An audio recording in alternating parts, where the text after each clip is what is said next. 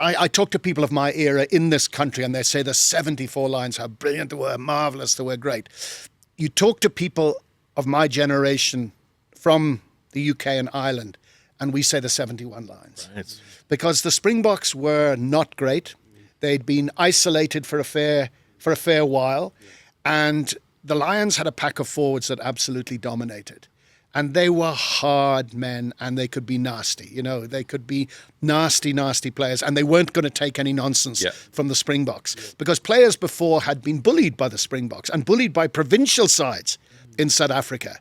And Willie John McBride and Sid Miller. Now, you had the great Lions side where they were up against a very good New Zealand side in 71 and at best got 50% of the ball, even less, 40% of the ball, and had to run it, which was why the series was so great.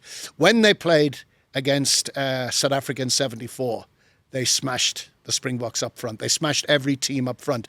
And I remember Morné du Plessis chatting to him about it because he was a youngster coming into the Springbok ranks. And they were at a team meeting before the test match. And he said, he put his hand up and said, guys, the Lions scrum is very, very strong. And I think we should have a discussion about how to deal with this. Maybe look at channel one ball, maybe getting it in and out very, very quickly. And he told me, Johan Claassen said to him, Morné, don't worry, the Springbok jersey never goes backwards. Right. And there was that sort of mythology around the Springboks. And that's what happens when you're in isolation, though. In isolation, exactly. And the crazy thing was in that first test in 74, down in Cape Town, which the Lions won 12-3, Gareth Edwards dropped an amazing goal out of the mud. There were no tries scored. And the Springboks actually did quite well, but such was the shock of losing that, of course, they panicked. And they changed the team dramatically. And then they panicked again. And the story even went, I don't know if it's apocryphal, that they actually ran out of material to make Springbok blazers because they'd given so many blazers on the particular tour. So 71 was the key. 74 was almost the reward where they smashed their way through.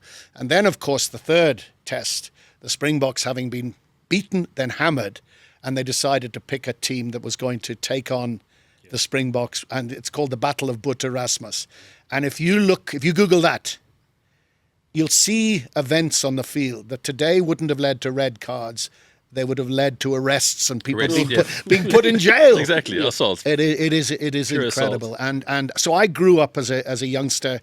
I was in school for 71. I just started playing club rugby in 74, and those were my absolute heroes. To watch this full episode, click here. To watch previous episodes of the On the Bounce show, click here.